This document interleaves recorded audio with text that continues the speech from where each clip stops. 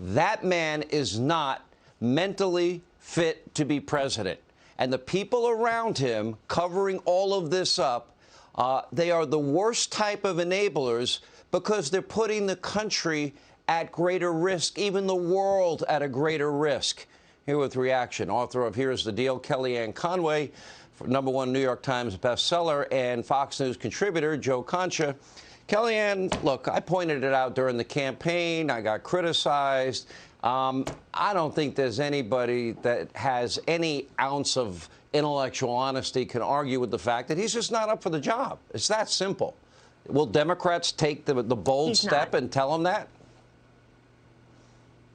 Well, they fear that then the next person in line for the job isn't up for the job either. Her name's Kamala Harris, and she doesn't do much better at the talking thing than he does. Wait, let me vote on that. I agree. She's not up for the job either. Strongly so.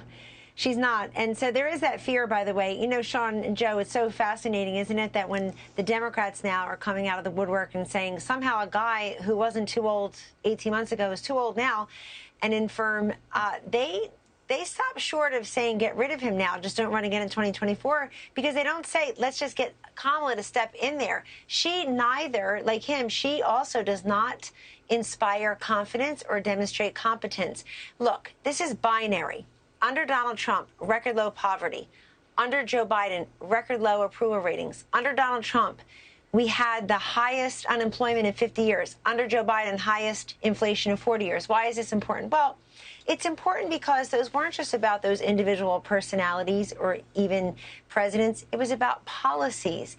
And I think we're all being seduced into talking too much about Joe Biden. As fun as it is, I think we should be talking about the Democrats, Sean. The difference between 15 seats for the Republicans this fall and 50 in the House could be the ability to make all of the Democrats, not just Joe Biden, own and eat all these terrible policies. You have these moderate Democrats now, like Alyssa Salk came from Michigan today, pretending that she was worried about inflation. She was warning the Biden White House, oh, no, what can we do? It reminds me of the Democratic moderates who were upset after the 2020 election saying, don't you ever again utter those 3 words, defund the police. I almost lost my seat. Now they're saying about inflation. These are Democratic policy problems, not just Biden problems. I want them all gone.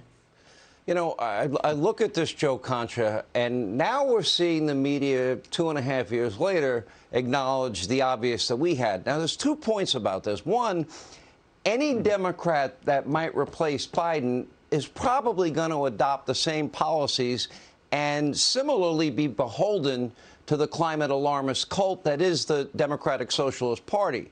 So things won't change in that respect. But what about the people?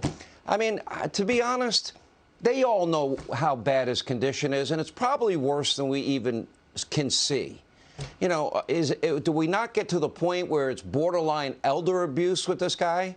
Forcing him out there, and he comes stumbling, stammering, you know, tripping and falling, and the wind blew him over. At some point, does anybody care about him enough to say, Joe, I think it's time you need to hand the reins off to Kamala or somebody else? One would hope so, Sean. But I think, again, when we focus on age, the premise seems to be that, well, when Joe Biden had his fastball, he had the proper instincts and had the proper perspective and policies to move the country forward. And you ask Robert Gates, for example, who was his defense secretary under Obama Biden, and said, and this is what Gates said in his book in 2014, that he was wrong about every foreign policy decision throughout his 50-year career, whether it be in the Senate or as vice president. Remember, this is the guy who told Barack Obama he should not go into Pakistan and get Osama bin Laden. This is the guy who voted against the first Gulf War that even Al Gore had supported at that point. So, you know, his instincts on foreign policy have been horrible. And then when his instinct now, or at least the instincts of his handlers, is let's spend trillions more so we can lower inflation, you know, that's not the way it works. But then to the age thing, I mean, when he gets up in front of the press on an international stage and again does that whole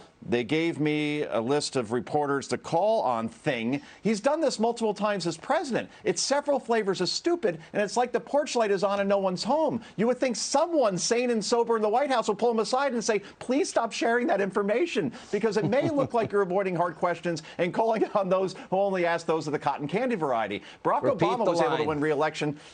Yeah, I know. And Obama, he won re-election, but not because his policies and performance, were all that great, right? But because he could put together a good speech and give coherent answers, unlike his former vice president is now doing as president. But one more point. Kellyanne's exactly right. You connect every Democrat that is running in the Congress and the Senate for a seat or running for re-election to Joe Biden on inflation, on education, on gas prices, and on crime. And if you do that, and you focus on those four issues like a laser, I don't see how too many of them will lose because Democrats don't have a bumper sticker, and they know it, Sean.